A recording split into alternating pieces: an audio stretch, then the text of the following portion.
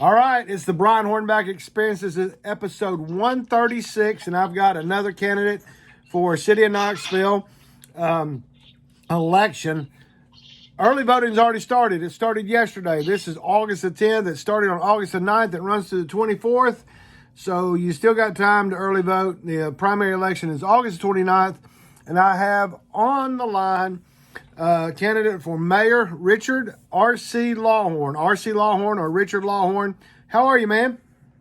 Good. How you doing? I'm good. So you're a guy that is from Knoxville. You spent some time in business down in Florida. You graduated from Farragut High School, but you're a general contractor. You've owned some businesses. What made you decide to run for mayor of Knoxville? Well, I guess when everything went on back when she started closing down the small businesses, I kind of got interested in the legal end of that, which kind of got me kind of interested in the politic part of it. And the more I learned about it, the more interested I become, and decided to give it a try. So if I could do a better job. You own a general contracting, a home building business, and you do some other type of stuff. But at the time, you owned a food service or what we might call a watering hole, right? And so I owned a pool hall named Billiards and Brews. Right, and that 14 pool tables. But during that during COVID, those establishments were shut down for how many months? I think it started around late September and ended either late February or early March, so about 6 months. Wow. So you were just totally, no money coming in. And I mean, you had employees that, I guess. Well, no, I refused to close. Did you? Okay. I didn't close. My personal opinion, it violated my constitutional rights, and I'm still in legal litigation over it, as well as 3 years later they indicted me over the three citations that I got. Kind of funny how that worked when I run from there. Right. But I'm kind of glad they indicted me, because I had tried to get a lot of the legal records from the mayor as well as the TABC, and they kept just refusing them. Well, now that I'm indicted, they have to turn it over to me. It'll be part of discovery. Wow. So by indicting me, I'm sure this is not going to happen before November the 7th, but I will ultimately believe that I will be able to prove that I was correct all along. And right. As we can tell, as more and more time goes by and we're learning more and more about COVID, it never was as bad as they actually said it was to begin with. Right. Well, that's not, I know that's kind of the backstory, but that's not really, well, you've got a website, rclawhorn.com, rclawhorn.com, where people can learn about it. But we're going to spend the next several minutes talking about some of the issues in your campaign. People can also find you on Facebook. Just search R.C. Lawhorn for mayor of Knoxville. So one of the first things you got on your website is school safety. I know there's been a lot of issues in the city schools with safety, particularly around Austin East and some of the other schools. So kind of talk about school safety. And yes, the city is not really in the school business. That's all the county, but the city can, I'm sure you believe, have some input toward the schools, right? But I also think we ultimately need to get the city schools back underneath control of the city. And I think personally, now that's something that, of course, I'd have to work with legislators and councilmen and stuff to try to do, but I think it would be a better way, because, I think Glenn Jacobs is doing a fine job, but, him being the county mayor, his dedication is going to be more to the county schools than the cities, and we need to get the city school safety under control. I would like to bring back constables to put them in the schools. They're peace officers with the power to arrest. They're trained the same as police officers. And I think it's a better solution than safety guards, although I wouldn't say that safety guards is a bad idea if that's what we have to deal with. But I know in the past they've answered a lot to the principals, and I think that whoever is doing it needs to be answer to someone within the police department, so it's better coordinated and better controlled in case there is an incident. Right. Now, that League of Women, y'all, all four of you that are running for mayor, participated in a League of Women voter forum. Lasted about 90 minutes a week or so ago, and on the issue of homeless, all four of you talk extensively about homeless, but you've come up with an idea of building some a homeless shelter. It's not something that's built like a Taj Mahal type thing, but kind of talk about homeless and what you think under a Lawhorn as mayor, what you think one of the solutions might be for helping our homeless. Well, when you look at the problem we have right now, I know the mayor has several programs in place to help the homeless, but the problem is they're spread out all over the city in the woods. They can't get to the program. The programs can't find them, and that's simply not working. So what we need to do is build a facility to get them back in, because when you give a person a place to sleep and a way to eat and clean yourself up, and we can treat them for mental health, we can use I think it's called Vivitrol shots and help with alcohol and drug problems, and we can start empowering them and helping them to get themselves back as successful members of society, because most of them, not all of them, but a lot of them would probably like to, but it's kind of hard to start when you have no place to live and no place to go. It's kind of hard to get a job when you can't even take a shower and be clean when you get there. So I feel like by putting a homeless shelter back together, we can treat them for mental issues. Some of them may need drugs that would help them to control it. Some may need to be put in mental institutions. But there's people in wheelchairs and everything else right now that's living in the woods, and that's not helping any. They're not doing anything to empower them. If we can get them all in one location, we can treat them, we can help them, and hopefully we can lower our homeless population instead of seeing it increase. Well, it's almost like, I don't know if it's true or not, but you know, when Knoxville first started becoming a homeless, having more homeless than probably our population should have, you know, there was talk that some of these rural areas have been bringing some of the homeless down here and leaving them with us. I don't know if that's necessarily true, but certainly I'm sure the homeless people kind of gravitate toward a city that has multiple people and multiple programs to help. And I know the city council and county commission and a few of the state legislators got together last week to kind of talk about homeless. And it seems like what you've talked about with needing to get with the mayor and the legislature, that really needs to happen for the homeless, because a lot of our surrounding areas are getting places for beds funded by the state, but Knoxville and Knox County, once we closed Lakeshore, or had the state close Lakeshore, we no longer have any state beds in Knoxville. No, we don't have anything. You know, you look at, they had kind of a homeless and a wellness shelter and a bus station down there, but, you know, when they made room for the baseball field, they took it all down, which is fine. You know, the baseball field's a great idea, but we need to put this stuff back. Right.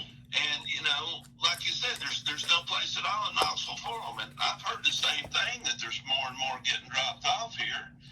And it's, you know, it seems to be that they seem to be more around, but, you know, I can't say that I know that for a fact. But regardless, you know, we need to get them in one location and get them to where we can treat them and take care of them and start getting them back. I mean, you look at the fact that we're shorthanded in jobs, and some of the homeless people would probably like the opportunity to get their lives back together. You know, there's always going to be the ones that don't, but, you know, there's good opportunity to get them back into society and lower the homeless population. We don't need to start pulling what, you know, San Francisco and places are, where it's worth more money to be homeless than it is to go to work. Well, exactly. One of the other topics you got on your website is community outreach. How can the city do more outreach into the neighborhoods and the community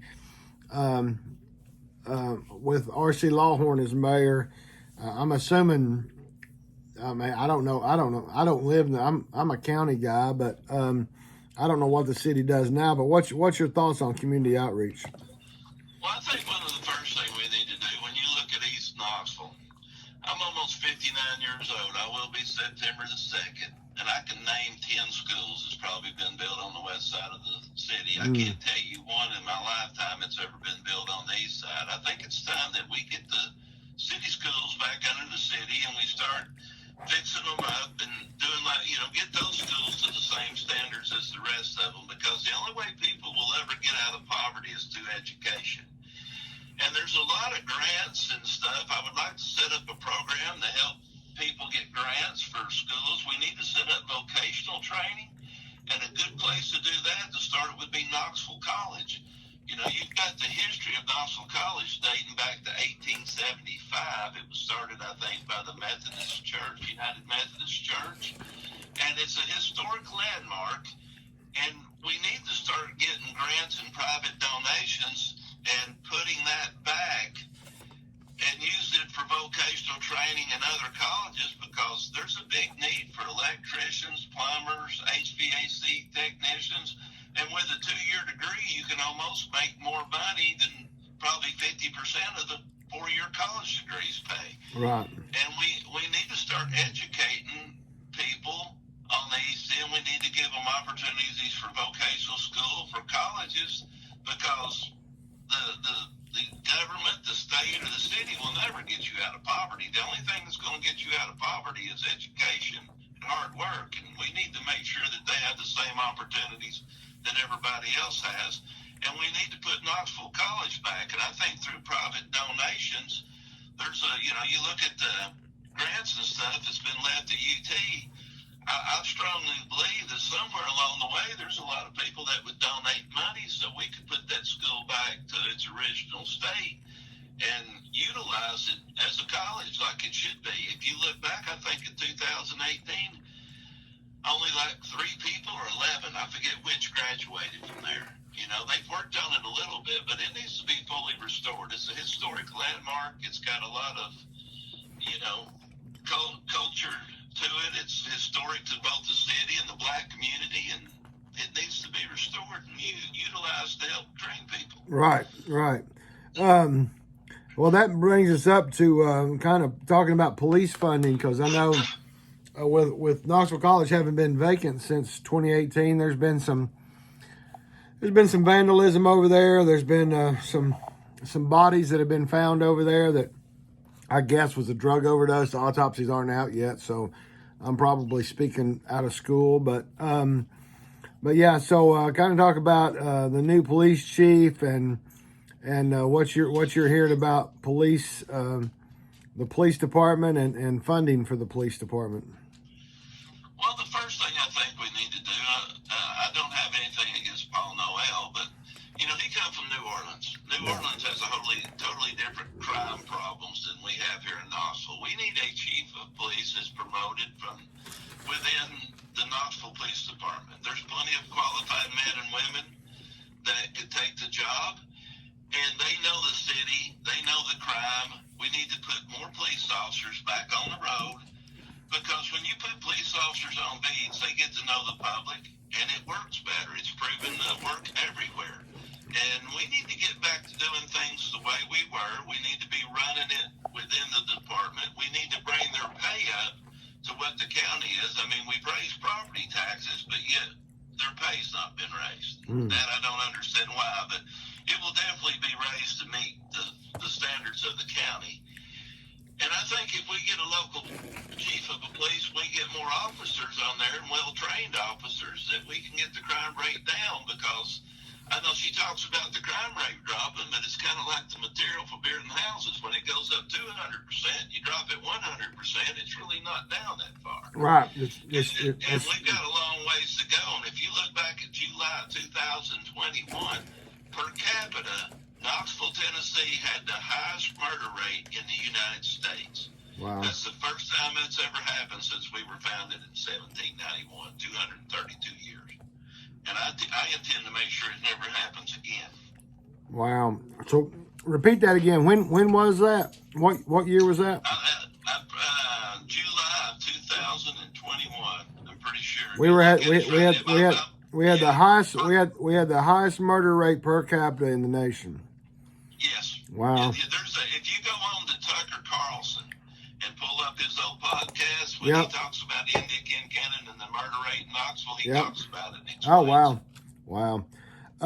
Yeah, I mean, granted, there's been a little bit of a reduction, but I'm not, but you're right. I mean, I grew up on the East Knox County side of Knox County, and back in the day when you had police officers and sheriff's deputies that were from the community. I mean, they knew people in the community, so it was easier to police and patrol back when they were from within the area and they know the area. When they know the people. Yeah, people feel more comfortable talking to them. Right. Because when you get in a situation where people fear someone else, and if they don't know the officer, they're reluctant to talk. But when they feel like they can trust the officer and they know the officer, then they're more likely to feel comfortable talking to him, as well as he knows the community. He normally knows who the problem people are, as well as who the ones it's not. So Right. He can definitely be more effective working that way. Right. Well, let's talk about development. I'm sure when we talk about development, we're going to talk about. I matter of fact, I walked in after work today. I walked into the Knox planning meeting. They were talking about what they've been talking about the missing middle housing issue. So I'm sure when we talk about development, we're going to be talking about what happened with Recode, but also we have the baseball stadium. So there's all kinds of different things we can talk about development. So what's your thoughts on where Knoxville's at and what Knoxville either needs to speed up or slow down on? Well, I think the baseball stadium is a good thing. Right. It's going to generate a lot of tax dollars and a lot of revenue. I don't have any problem with it. Right. So as far as that going, and then they're looking at building that parking garage kind of rooftop thing and the hotel over there by Neyland Stadium. I see that being a plus. It's going to generate a lot of tax dollars. Now, the bridge that they're wanting to put across the river that they're talking about, I think the last I heard was $20 or more million. Right. That's a waste of taxpayers' dollars. That don't need to be, there's not enough people going to use it to justify it. I mean, there's really not anything on that where they want to put it at. There's really nothing on the south side, is there? Well, no, there's not. So I think if we're going to look at developing the south side, what we need to look at is, if somebody wants to go over one of these developers and develop it, put apartments and restaurants or a lot of things that would draw from the stadium, then they need to be funded in. Right. It needs to be private funded, not city funded. We've got too many issues that we need to spend money on to worry about building the bridge. It's not going to get used that much. Right. First of all. Second of all, when you start talking about development, we've got a lot of people moving in from California and New York, and that's what's driving their rent rates up or the cost of homes up, and of course, the cost of living and interest rates are up from the government. So we need to look at more affordable housing. We need to look at what like they did in Nashville. They did a thing called zero lot lines. So what that means is you can build all the way against the lot. So if you tore down 4 city houses, you could get like 3 little shotgun houses across one lot or maybe 2, and you could connect them like they're townhouses side to side, and you can get a whole lot smaller, cheaper houses that people can afford.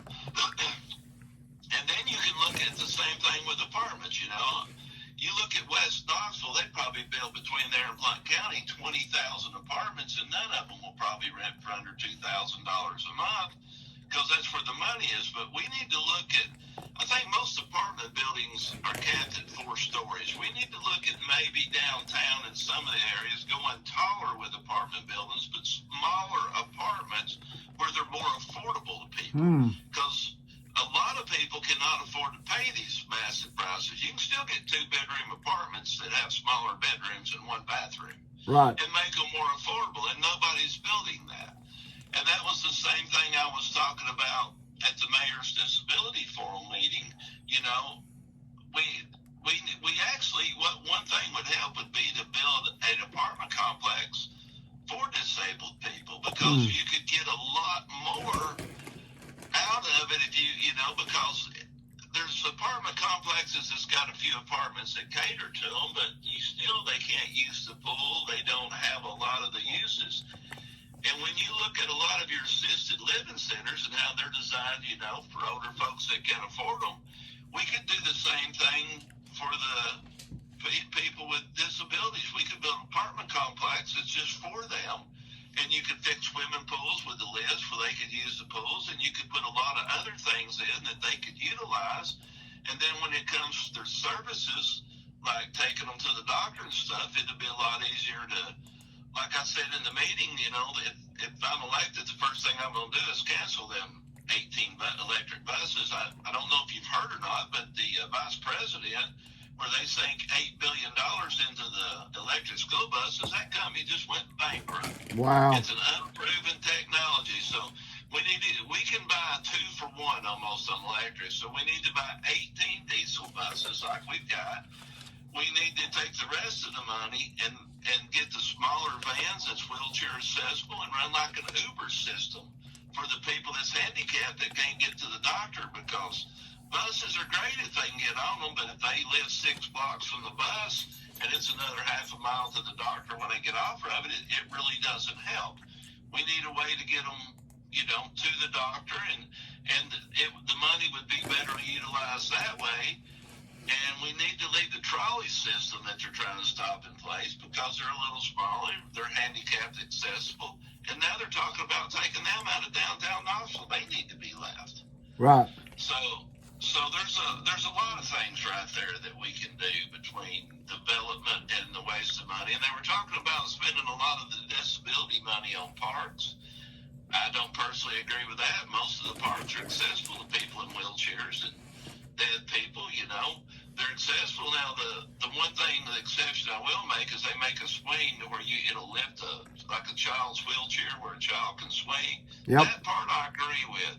But the rest of it, if the people that can't get to the park, it isn't going to do them any good to start upgrading these parks. Most of them already meet the standards, and there's not that many in the city limits. Most of them's in the county. And that money would be better spent helping people build ramps when they get put in wheelchairs they can't get in their house, or working for helping them get grants to get their bathroom remodeled so they can take a shower, because if you're wheelchair bound, it's a lot harder than if you're not. The Right. showers need remodeled. So we need to get grants, and there's a lot better ways to spend money to help people than on stuff that they're not hardly going to use in the first place, like bridges and parks. And the state's already figured out that the electric cars and the electric vehicles, and we're talking about, going back to your comments about the buses, those electric buses actually, because of the weight of the batteries, weigh significantly more than a gas or a diesel powered bus, which tears up our roads greater than a diesel or a gas bus. So the long term, the electric's gonna cost us a lot more money, because the weight of those batteries are going to tear up our roads quicker. Well, I've got an electronic engineering degree, Mm-hmm. and just quickly, technically, let's say we had the ability to give every human being in the United States a free electric vehicle, get rid of all the gas ones, you would have to build roughly 20 nuclear power plants and do all of the cabling across the United States to have enough charging systems to charge that many cars. Wow. So you're not looking at the fact that, while you got states like California that's shutting these nuclear power systems down, you're not looking at the fact that that's what charges the car. Right. And it ain't like pulling up and filling your car up with gas in 5 minutes. You're talking on a real quick one, at least 45 minutes to an hour just to get enough to get going again. Right. So it's someday it may be practical, and it's practical right now for a car, for locally, but for buses, school buses, for transit buses, it just does not make sense at this point. Right. And I won't waste any of the city money on it. Right. Well, again, just to remind folks, early voting is going on now through August the 24th. Primary elections August the 29th. And then after that, the General election is November 7th. I'll go ahead and let you have the last word. Ask people for their votes. I appreciate you being on here, and good luck to you. And I'll let you have the last word. Well, thank you, Brian. Thank you for having me on the show. And I'd like to say to the people in Knoxville, if you elect me, I can assure you the money for the city is going to go to the people. We're going to quit wasting money. We're going to get a forensic audit done, which means they count everything in the city. We're going to figure out where the money is. We don't know where right now. They've never disclosed where the $33 million in federal grants went from the government over COVID. We're going to get the money under control. We're going to start spending the money on the people in this town, and we're going to get costs under control. We're going to get the police back up. We're going to make sure the schools are safe. We're going to start developing apartments and houses that's affordable to the people here in Knoxville, and we're going to appoint a local chief of police. So I hope that all of y'all will consider voting for me. We will definitely make a lot of changes and fix the problems. And Brian, thank you again for your time, and I appreciate you having me on the show. Thank you, Richard. So everybody get out there and vote November 9th through the 24th, and primary elections the 29th. And we'll talk to you again soon, Richard. All right, Thank you, sir.